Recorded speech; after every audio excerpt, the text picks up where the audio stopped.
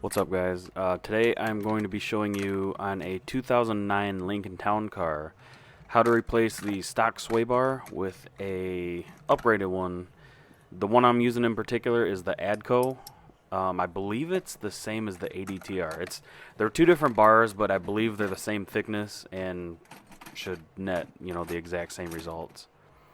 It's actually a really simple process. It seems a little bit daunting at first.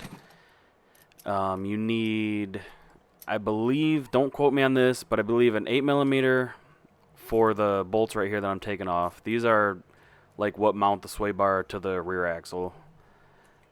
And they're 8 or 10mm. And then you need I believe 10 and a 14mm for the end links themselves, which you'll see me taking off here soon. Also, just some other various tools like a pair of vice grips or like a adjustable wrench to kind of grab the links themselves, because they do like to spin usually, especially if they're old and kind of corroded like mine are. So what I do at first, this is total personal preference, but I just start kind of breaking everything loose. That way I know, is anything in particular going to give me a problem or whatever. So there's a bolt up on the top of these. Unfortunately, there's really no way for me to show it on camera, but you basically got to just go in there by feel. You loosen that, you loosen this bottom bolt.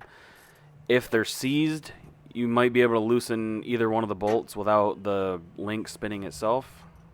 If not, a lot of people will actually just take a Sawzall or something like that and just literally cut the links off, and then you can just pull it right out. That's probably the simpler route, unless you're planning on reusing them. I wouldn't reuse them because they're cheap enough to replace, and you're already down here anyways, and they last quite a long time, so I ended up just throwing some new ones on, even though these ones were probably perfectly fine. But new parts look better too, a lot less rust. So now you'll be able to see on this side I used a box wrench, or whatever you want to call it, like an open end wrench. I got it on the top, and then on the bottom I used my ratchet and the socket to actually loosen it, and then the wrench up top would just eventually hit something so it wouldn't spin, which worked out really nice. No idea why I had all the extra extensions and all that on there. That was completely unnecessary. I think that's just how I grabbed it when I grabbed it out of my toolbox, and I just rolled with it. So sometimes the stuff gets all seized together, the bushings and the bar and whatnot. Just take a tool, give it a couple hits, and it should come right off. And once you got those off, you can kind of rotate the bar down and out of the way, and then what I'm doing here is just taking the mounts off the rest of the way. So once you get the screws out of there, it'll kind of dangle, and you basically just like slide that piece out. There's just kind of like a tooth that kind of grabs it, and then here's what they look like side by side. Quite a big difference. I can actually take the stock one with my hands on either side and flex it, which sucks. That should be a really sturdy bar, and they're not. So now what you got here is basically a base model with no sway bar. So now what you got to do is remove the old sway bar end links. I ended up just using a pair of vice grips, clamping them on real nice and tight, because that upper nut didn't come loose. And there's like a little lip that prevents you getting that bushing out. So I put the wrench back on, and use a pair of vice grips that you can get really tight. Then I broke it loose. So you're going to do this on both sides. You can kind of see here in a split second after I get it taken off, kind of how it goes together if you're not familiar with these. They're actually really simple how they work. It's just basically like a nut, a washer, a bushing, a washer, another bushing, a nut, etc. Once you get them both off, though, on both sides, the new ones are always a little bit different, so you're going to kind of have to play around and see exactly how they go together, or read the instructions, or go online for your particular model. These ones had like a sleeve, so like the whole thing kind of spins. I wouldn't be able to grab it again like I just did with the vice grips. But this, to me, was kind of the most challenging part, trying to get everything like lined back up and the first time I did it, I ended up putting it on backwards, so I had to redo it. I had the bar, like the bottom was towards the top and the top was towards the bottom. You really can't tell until you do this part. But yeah, trying to get these line up, for some reason I was just having a problem. I was getting frustrated.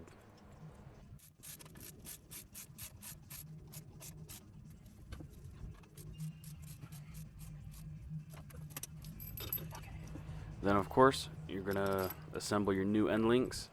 A lot of them, see that sleeve I just put on, a lot of them will actually come in the box pre-assembled, and you actually take them apart before you install them, so should give you a good idea how they go.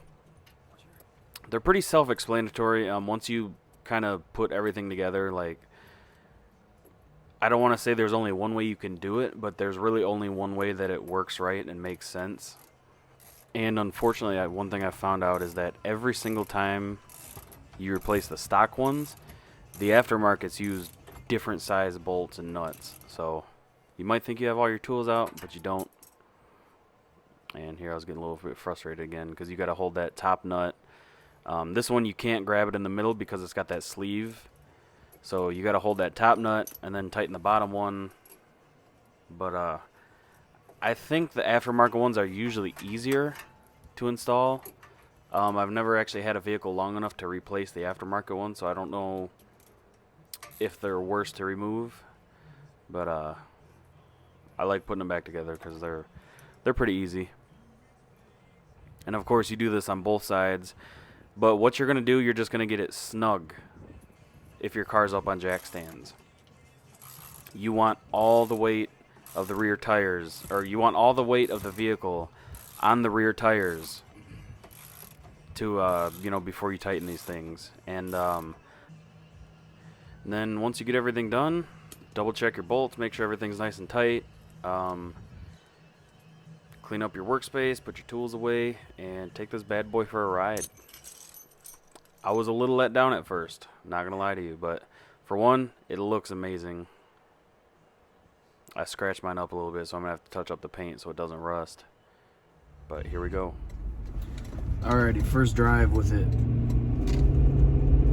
Right off the bat, I don't want to sugarcoat it. From what I've seen online, people are like, holy crap, this is insane, it's crazy, it's, you know, how did I drive the car without this? Right off the bat, with just some light driving through my neighborhood and down this back road, I haven't really noticed anything. Of course, I do not have the front bar, so I want to put that out there. I do not have the front one. I mean, I have the stock front one. I don't have the upgraded front one. It's definitely tighter. There is a difference. So there's that. It's, you know, I'm not gonna say I don't feel it, period, but it's definitely tighter. Got some like sharp turns here. Let's see. Oh yeah, okay. Straight road driving and like some light turns, I don't really notice anything, but I just went around a really sharp turn that otherwise would have had the car, you know, like trying to damn roll over, and that was much better. Definitely vastly improved. Oh yeah, the back end just feels way tighter. I still got to do with my control arms, Watts link, and that front bar, so I got to drop quite a bit on some suspensions. I don't have to, they're not bad, it's just the control arms. If you're looking to do some upgrades to your Panther platform vehicle, from my personal experience, oh yeah, that's nice.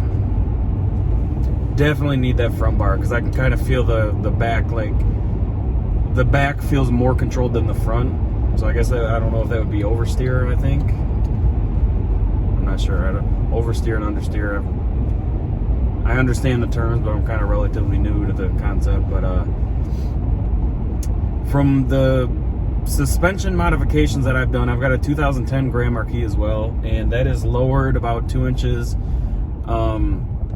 And I have the CHE rear control arms. They're, you know, like the solid control arms. They're not, you know, the little stamped crappy things that come on from the factory that you can literally bend with your hand. Those so far have been my favorite modification, period. that was a night and day difference. I just took the same route that I took when I installed those, and I wish I would have recorded it, because the whole time I was driving I was like, whoa, you know, I'm sitting there, you know, going back and forth and taking these turns quick. Made the car feel like it was riding on rails. Those are definitely the best bang for your buck suspension performance wise. But this rear sway bar definitely helps. I do mostly highway driving as of late, well, for the most part, but you know, with this car it's gonna be mostly highway driving, so that's also where I was hoping the sway bar would kind of help, because there's lots of dips and, you know, the road's always going like this, so it just kind of makes the car just feel sloppy. So I feel like that should help out, and I will definitely report back tomorrow when I do drive it to work down the highway. But so far it's a nice difference. I don't feel the difference that people describe online,